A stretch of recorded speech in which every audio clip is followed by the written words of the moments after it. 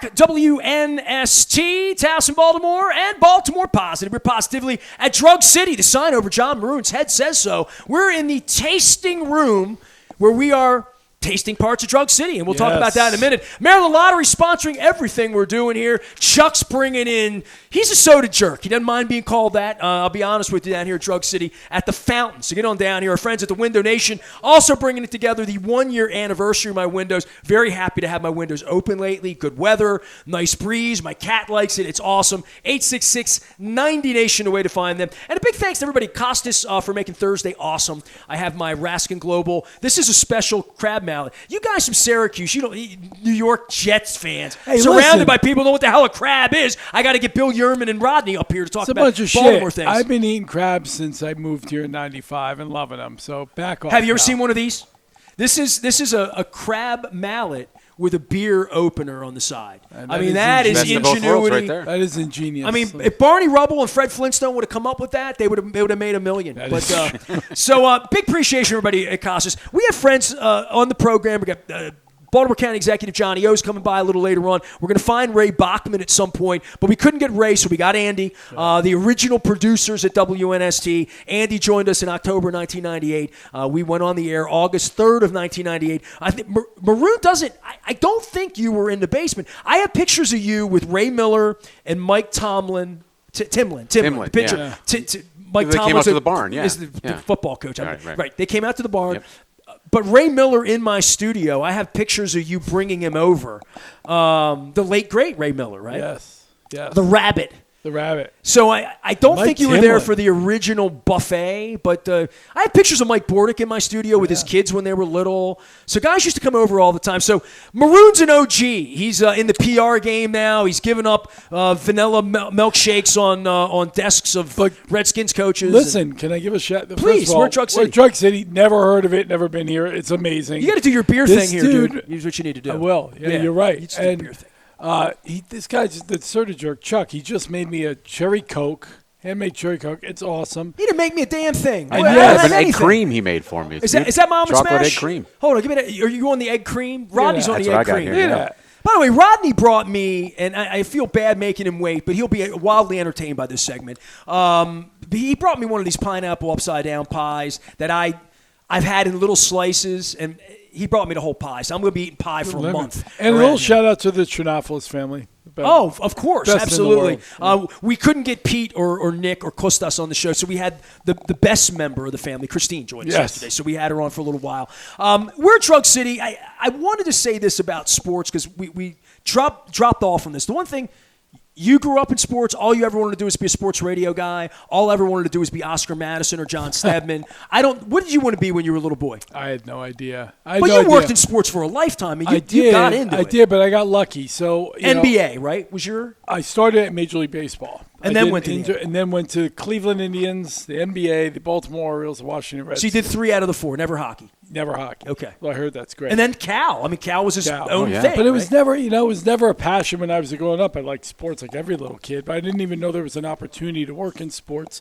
It all came when I went to St. John's University, and I needed an internship for my last semester. And my late dean, Bernie Beglane, was really well connected, and he got me an internship at Major League Baseball, unpaid in the summer of '86 or '87, and it led to my first job from Phyllis Marriage, who was my first boss. Then you got out of sports then, to some degree. I mean, Cal. Oh, I'm out of sports for the most part. But except for clients. But now as a fan, I mean, you're showing your Jets thing on the back of your phone. You're all geeked up about. Yep. The fake opportunity that they think they have to win this year. I can't wait to take your money. I can't wait. I'm not betting on Lamar Jackson against Aaron Rodgers. I'll take Aaron Rodgers in that bet. You've been listening to the wrong station. This has nothing to do with the Ravens. All in. I love the Ravens. Mad respect. We don't even play each other. You said the Jets aren't making the playoffs, so I'm going to take $100. If Lamar can navigate Mahomes, Herbert, whatever that thing is in January to beat 3 of those guys, I'll anoint him Joe Flacco. We'll build a statue for him. You know what I mean? Because I think it was hard already, and you believe that you just made it a lot harder by bringing Aaron Rodgers into the AFC. Putting aside the differences of the teams, specific teams, the AFC is crazy. Right. It's insane. Like, the NFC is the little leagues, and AFC is just loaded and stacked, and it's going to be a war. It's hard to see somebody getting past Kansas City. It just is. But, the Ravens, the Bengals, you got us. The Chargers think there's something. The Jaguars Bills think there's something. How about Josh Allen and the Bills? Oh, yeah. Fierce. So it's crazy, So it'll be a lot of fun to watch. Look, from a Jets fan perspective, it's the first time in a long time we've been able to be excited. So allow me that. You can bet them 100. I'm an Oriole fan. And I'm laying I know what that feels like. No, I say you can bet them $100, but honestly, with sports betting right now, I bet you Jets to make the playoffs would pay more than $100, right? That is true, but it would be less fun than getting. Where are you guys on this gambling thing, dude? You would have thrown me out. Kevin Byrne would have thrown me out. I got thrown out anyway, so I mean, it doesn't matter. It was a different time, Did you ever think this would happen? I think it's really dangerous, John. I mean, you spent time in sport. They're ringing this kid up for gambling on games. The NFL kid this week, and I just. There's always guys making hundreds of millions of dollars there's always somebody on the end of something. If you could affect something in a college basketball game where you're playing a Coppin, God bless that, wouldn't have. But this is dangerous. The line on everything is so gray right now that it does bring concern. I think you look at the gambling for sure. There's that. You look at the NIL stuff with the college athletes. I think there's just a lot of gray, and nobody knows how to define it. Football conferences are running college football. I don't know if it's good, bad, or indifferent. Time will tell, but I think there's a lot of vagarity, and I think there's a lot of uncertainty and a lot of room for corruption. Well, I mean, in the case of Andy's team at Syracuse, Boeheim could just pay the guys legally instead of doing it the way he did it. Hey, look, St. John's is my alma mater, and we hired Rick Pitino, and we changed the whole roster, and NIL had a lot to do with that. Mike Rapoli, the founder of Vitamin Water, is the biggest St. John's University booster. He brought in Pitino. There's one guy left from last year. And as the University of Miami bought a basketball team last year. Look, as a St. John's alum, it's very exciting, but there's just so much out there that nobody knows where the rule ends and begins, and you get all these players being suspended. So like Calvin Ridley got suspended from the NFL for a year for placing a bet on a game that had nothing to do with his team. And it's just very vague and hence open to a lot of potential issues. Yeah, you got Pete Rose sitting out there going, wait a minute. Yeah, everybody. Right. Now, at least when you can, the only argument you can make there is the rules were very clear then. Yes. They're not clear now. That's what always bothers me and makes it a little scary to me. I did a Connects event, a networking morning event. I'm sure you've been to some of those with Mike Tisch and those guys over there. And Ryan Ripken spoke. I hit you. Yeah. Ryan was unbelievable. Yeah. Ryan's great. I had lunch with Ryan a couple weeks ago. It's great. Cal, be proud, Cal. You did well. But I heard Gary Williams was the speaker the month before. And Gary's up, and it was – no offense to Gary. It was like an old man. He's like, they're going to put guardrails in eventually or soon. And I'm like, who? I mean, who is a big question. They're going to put guardrails in on capitalism? I don't, if my kid were 17 and can dribble and dunk or could, God forbid, be a running back at this point, you would start directing your kid right away to saying, well, how are we going to get – it used to be, how can – little Susie get a scholarship? Now after Angel Reese, it's, how can Susie get money for being a soccer star on her campus or a gymnast?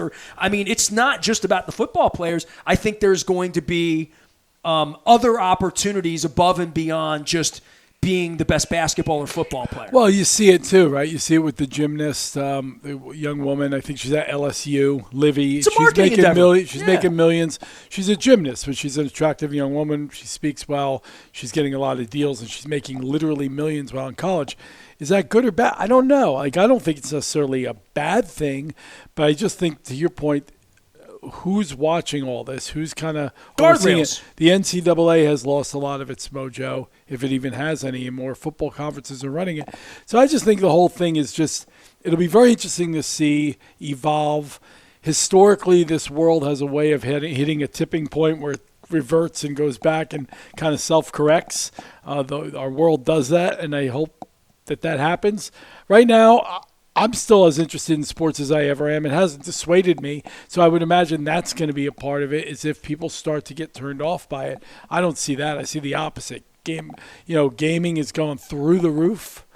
Well, baseball and football, all the sports, but baseball specifically, and we've all been around baseball forever, never thought about it. I don't even know how to bet on. When I'm in Vegas and I see, I don't even know either. And I'm thinking, why would I bet on a starting pitcher? I mean, that's not really the effect on the game.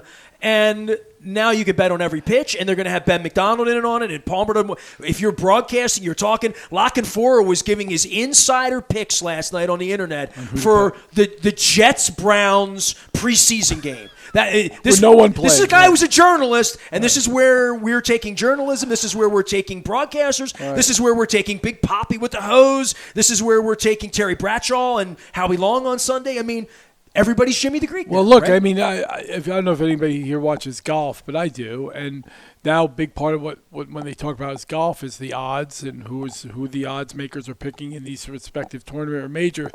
I got my Barstool Sports app. I'm laying down some wagers, but I don't know how to do it half the time. To your point, it's so complex, but you can bet on anybody, anything right now. But baseball sees that as a tub of money that's going to offset. Sure. I saw Sinclair lost $75 million. These RSNs, it's over. Yeah. It's over for Masson and Home Team Sports, where their next revenue stream isn't in soaking more fans in the outfield for $40. They can only spend – baseball fans, especially with baseball, where you want them to come more often, they have these $60 a month, come down and right. So, that's great, but that's not a lot of revenue. That's not the kind of revenue that they were getting from cable television and the cord cutting and where can I find my game from my team's playing? They're in the pennant race. I don't have Apple Plus. I'm not giving Apple all of those things that they haven't, even streaming in Pennsylvania, Luke covers the team for me and can't get the games. They haven't figured any of that out. But the gambling, they smell money there. They smell growth, that more so than ticket sales or any of the rest. I will say, Ness, I think the NFL's done a good job with the football streaming. Now, it's not everyone isn't loving it right now, but they're figuring out how to find new areas of money, new ways to tap into younger fans with the Amazon games. Now you got YouTube TV as DirecTV Sunday Ticket. I would never have even thought I knew how to work YouTube TV. I'm a YouTube TV subscriber. Because I want the Sunday Ticket. I was going to ask only for that reason. I was going to ask both of you how we do. My wife is a Verizon employee, right? Yeah. So I mean, we're a FiOS family, and for what I do for a living. I mean, free shout out to FiOS. They're not my sponsor, but the speed of what I need to do with video and audio and all the things I do, I need that, and that's what I discovered Access TV, right? Cubans. So, I mean, I have cable to some degree, and that's how I get the Oriole games when I get it. But Thursday Night Football, I'm looking for Joe Buck, and I got to fire up the computer. Yeah. But tell me your experience on this, because that certainly has changed. So it was interesting. Right? The day that happened, I called up DirecTV, and they were getting flooded with calls. The only reason I had DirecTV was for the Sunday Ticket. They came, ripped my dish off, and I got YouTube TV. And I thought, I don't even know how this works. YouTube TV is just like having Verizon. It's just like having Comcast. You have all the stations. I would love your perspective. I think the thing they need to work on, their guide sucks. And it doesn't have actual numbers. So you need to scan around and jump around the channel name. Yeah. My thing, I just talked to but it. But Ness, it has everything. It's like you're not going to say, this is weird or I'm losing anything. They have all the channels. But again, we did it because we want to watch Sunday Ticket. Sunday Ticket's so valuable. And, they had unlimited resources because they're owned by, Google, right? Aren't they Alphabet, YouTube? Right. So, unlimited resources. And they give you an unlimited DVR, so you literally say there's an episode of Magnum PI you want to catch. But what I notice is when you click record it, it records literally every time that show is on again. Every episode. I probably have, I think I did one Magnum PI rerun. Now I have 600 episodes to watch anytime I want to. I just lost focus when you said you were recording Magnum all PI. I see is you and Tom Selleck, eating poi together. Andy Mueller's here. John Maroon is here. We're celebrating 25 years and celebrating with an almond smash. What do you guys have? What do you have? A root beer? Happy anniversary. I'm going cherry Coke. Cherry Coke. What is egg that? Cream. Chocolate egg cream. Chocolate egg cream. Yeah, I've got pie. It's something really nice. I want to give a shout out to Kevin Grace, my friend who wrote a book on Joe Gans. He came to Costas yesterday, and I was so in between, people giving me stuff and taking stuff. I had Free the Bird shirts and Get Nasty and signs and all this stuff. And he brought me a bag up. He's like, I brought you something I heard you talk about on the air before that you wanted. And I'm like, and he pulls it out. The Orioles give away a lot of crap, right? And I had I had a Palmer statue at one point. I think I had and I didn't really have a place to put him, so I wound up just like Robbie took him over for Robbie's first. So, and I had all of this stuff at the radio station that I was trying to get rid of, just to downsize before it got wrecked. Bobbleheads, Chuck Thompson bobbleheads that said "Hate the beer cold," like all that stuff that was cute at the radio station, but it's time. It's just time for someone else to have it in their man cave, and completely. I just lost train of thought of what I was talking about. Anniversary. So Kevin comes over yesterday with the bag. And he says, I heard you say you wanted this. The only thing I ever wanted that they've given away, I had a Felix Pie shirt. I had a Wild Bill Hagee. I still have the 34. I don't need a Chris Tillman jersey. I didn't need any of that ever. They're doing Eddie Murray with Rofo this week. I love Eddie. I don't need I love Rofo. I don't need but the Jim Palmer 66 throwback, that was the Aparicio era with the Orioles and the 22, the black Palmer on the back. I never got one of those. I never went on eBay to give $75. I thought it would be kind of cheesy and like I wouldn't want it on my skin. Like I don't like those Hawaiian shirts. I touch them. I'm like, I ain't wearing that on 100 degrees. It's not what I want. He brought it and I wore it yesterday and then I started touching Jim Palmer a little bit, touching all James Alvin and I'm like, this is the nicest thing anybody's given me in a long time. So I just want to say that. And I said to my wife, it's too big for me. It's way too big for me, but it sort of drapes off of me. And Palmer's never done my show, and Palmer doesn't dislike me. Like if I see Jim, he's Jim. He's his own thing. He has his own way about him with everybody, right? And I love Jim. I mean, Jim Palmer's the greatest Oriole ever. God. No offense to Brooks. No offense to I'm a Cal's guy, but Jim was the guy. And I have this thing, and I said, that's my new jersey. I'm going to wear it from now on. I love it. I'm going to wear the Palmer 66er because I've been looking at this Aparicio orange that's kind of custom made on the internet, and there's a Chicago White Sox 69 gray with blue, and it's beautiful. Oh, nice. But it's not Orioles, right? I have my Oriole Aparicio. I have a jersey, but I need something fresh. So the Palmer 66 as a gift. Thank you, Kevin Gray. So people are bringing me nice stuff. What'd you bring me? I was going to say, I think this is going somewhere. We didn't bring you anything. Oh, boy. I owe you something. There's something in the car. I just have to bring it in. Yeah, we'll be right back. Be right back. It's really good to see you. I love you both. Thank you on behalf of everything you've done post our sports relation. How's Cal doing? What's going on with Cal? Cal, we were just talking. Rod and I were just talking. He's doing great. He's loving life. Living in Annapolis. When's he having a crab cake with me? Come on, I got to get a crab cake with Cal. We'll figure out a time to have a crab cake with him. We just got to do it down in Annapolis. I want to meet Cal. By the way, the 4,000. By the way, his boy Ryan. I've never met Ryan Ripken. Yeah. I didn't know Ryan Ripken. Ryan Ripken joined me and my wife for lunch and watched the ball game together a couple weeks ago because he was just so freaking impressive to me at that Connects event. And I don't listen to 105. No offense. I follow him on Twitter. I just have found Cal should be real, and I don't know the daughter either, Rachel. I don't know. Rachel just got married last weekend. Happy wedding to Rachel out in Colorado. So she's doing wonderfully. She's been living there since college, and nice. Her and her husband's name Camden. Her and Camden got married last weekend. Can't make it up. It's a PR guy. You're making this up. Hey, man, these are facts. And Ryan's doing great. And I knew Ryan when he was a 3-year-old little boy. He just turned 30, and he's doing all the right things, right? Post-playing career and, doing a lot of different media, doing his own thing, doing a lot of different broadcasting opportunities. He's got podcasts going on. He's speaking. He's just launched a fantasy football league with the Iron Rooster. He's out of control. So, Andy, you'll appreciate this. What's the most important thing, other than listeners, for WNST when we start? Well, it's sponsors, obviously. Oh, right. Okay, so good answer. That's why you worked for me. Right. That's why I love you all these years later.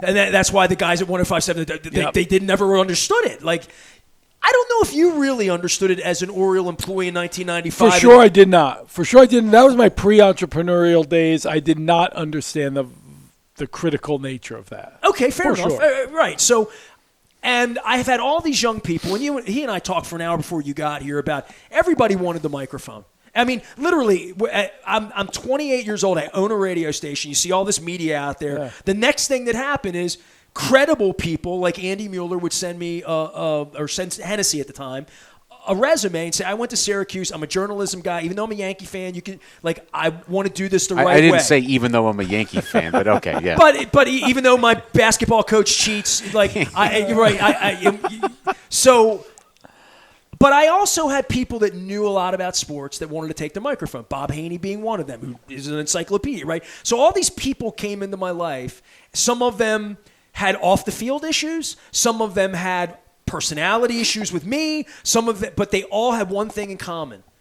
They all wanted to grab the microphone, eat it. Everybody wants to eat the pie. Nobody wants to friggin' make the pie. Like, seriously. And it was so easy. The microphone's there. It was and people could call in and be a part of it. And they thought, I'm a good caller. I can be a good host. And I was such a prick about all the hiring I did. And Luke's the only one to survive. Luke, the first night he came in, passed he knew everything. And I'm like, and he went to Syracuse too. He was prepared for it. But how many people that came in that just wanted to be a part of it in that sort of way back in the day? And Ryan Ripken meets me, and we're at Nacho Mama's. We get some nachos, and the Orioles are on. And within the first 5 minutes, he said to me, I got a sponsor. I said, my wife's eyes lit up. She's like, you love him. You love him. And I'm like, dude, I don't have to teach you about sponsors. I had people that were with me 15 years that didn't really understand that this was the basis of what we do. So that was my man crush on Ryan Ripken. As he's like, I know I need sponsors to pay for myself. And I thought, it's kind of how your dad built the Ironbirds. And I'm thinking,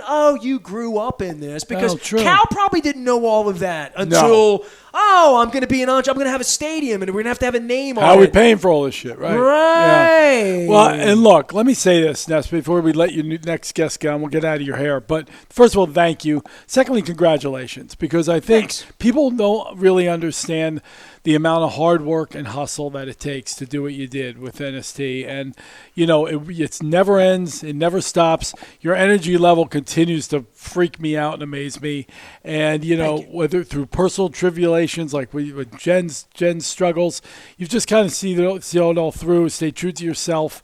And I know our clients that work with you, like Classic 5 Golf and the Restaurant Association of Maryland, among others, they just enjoy engaging with you. They're appreciative of the hard work you put in. So seriously, happy anniversary. And for as long as you can do this, I wish you nothing but the best. I'm putting together a new WNST media kit for Baltimore Positive. We have this really cool 25th anniversary. Thank you, Jessica Vallis, Hartford Design. Man, you need somebody. I know Jessica Vallis, his father-in-law. Glenn. Yes. That's how I knew her. I saw her last name. I'm like, yes. You related to Glenn? She's like, that's my father-in-law, right? I said, I think Glenn went to Beijing with me. Was Glenn on that trip? I'm trying to think if he was. I think I might have predated Glenn by a little. Okay, I don't know. I don't think you came to China with him. Do you know Maroon and I went to the top of the Great Wall of China together? Yeah, this is true. With Cal Ripken, right? With Cal, this is true. And Kelly's dad was there. Yeah, Bob. And we took there's a toboggan. That was insane. You never could. Bill Yerman's here. If I told Bill Yerman, you ever been to the Great Wall of China? No. If you ever go, there's a toboggan at the top. You go like, that's bullshit. That's like the pool at the top of Dundalk High School. It's insane. You're making that up. And it said toboggan. And I looked at it and I'm like, and we're at the top of the Great Wall of China looking down. The most amazing structure ever. It's insane. I mean, and then we get on this toboggan and you literally ride it like a coaster in Hershey Park. And it spits you in. It's like Disney. It spits you into a gift shop where they're selling all sorts of tchotchkes and shit. It spits you into a gift shop. Crazy. This is a true story. Yeah. And there's two Mongols who meet you and their teeth are all missing and they're in these robes. They look like just something from the 5th century and they have these swords and they don't speak any English. They want you to take a picture and give them $5, right? So since that happened, since 2008, there have been a dozen people on my Facebook who go to China, do it, and they have a picture with the same guys. Yeah. That's awesome. That was an all-time trip, man. That was an all-time trip. Oh, my God. Rick Mace was with us? That's right. All I know, and man, I could do this with you for hours. I don't kiss your ass on Cal. I don't kiss Cal's ass. But because I love Cal. And I admitted on the air yesterday, I was always afraid of Senior. I never really... He intimidated me. Me too. I said I was never intimidated by Cal, but I was intimidated by Senior. And I was intimidated by Mike Flanagan at that time in my life. But the China thing, you go over there and you're a part of it. But we're on the plane, and then we go down to Dulles, and we're going to fly together. And Maroon's very skeptical of me because he's PR, he's protecting Cal, and it's the era where YouTube first started. Now, YouTube didn't work in China. It was shut down. TikTok works if you want to be in business with the Chinese government. But I had a camera, and I was taping everything. Maroon comes halfway through the plane. Mace and I are together, my wife. We're watching our plane on the little United thing go over the North Pole. Yeah. Like, we're about to go over the North Pole. Maroon comes up and says, hey, Cal's awake. If you guys want to come back and do the pre-interview, come on back and plane. So we went back, sat with Cal, and there's all this plane noise you can hear because I'm holding the camera. I didn't have you would have killed me because it didn't have perfect audio. He's an audio guy, right? Why did you take a lav mic? You would have been like all that, right? Pin it on him. I have this interview that sits on YouTube and your YouTube TVs of me and Rick Mace interviewing Cal Ripken over the North Pole. Yeah, that's right. The nonstop to Beijing. We did 30 minutes with Cal Ripken, me and Rick, about him I see the video of those little girls and think those girls are 17 years old and hope that they found a home and a life. Cal played quick ball, baseball, wiffle ball kind of with a softball. In China, they abandon their daughters. They only get one child. If you have a daughter, you give her up. So this was like an orphanage. It'll break your friggin' heart to even talk about it. But we did all of these things over there. Do you remember we got all these kids a bunch of coats? They needed coats. It was an amazing trip. Oh my God, we cried we got in the car at the orphanage. This is true. We got in the car at the orphanage. PJ Suroff, we had a van, like a 12. You remember this? We were with the State Department. Yeah. We had a 12-person van. Jeff Wilkinson, the Renegade guys were there, right? Yeah, that's right. All those guys were there. We got in the van after the quick ball thing, and we're bawling. All 12 of us are sobbing in the back. Thank you for doing that. Thank you for allowing us to be a part of that. That was cool. All right, John Maroon, he's cool. Great, Andy thank Mueller, you. he's cool. Yankees suck. Yeah, we're not arguing this. Why are you looking at me? I just grew up in New Jersey, dude. Say it out loud. The last place New York Yankees. The last place New York Yankees. Yeah, all right. That's worth celebrating. 25 years I've done this on the radio. I had to live 25 years to get them in the last place. All right, it's all brought to you by the Maryland Lottery, Window Nation. We're Drug City. My thanks to John. My thanks to Andy for coming early, staying late, drinking chocolate egg creams and almond smashes. And he was going to order a root beer. Who comes here and orders just a root beer? I got a cherry Coke. I gave my root beer to Billy. He pushed it aside. Bill Yerman, Rodney the Pie Man. We're going to get dangerous. We're going to get delicious. We're at Drug City. It's all part of our 25th anniversary. Stay with us.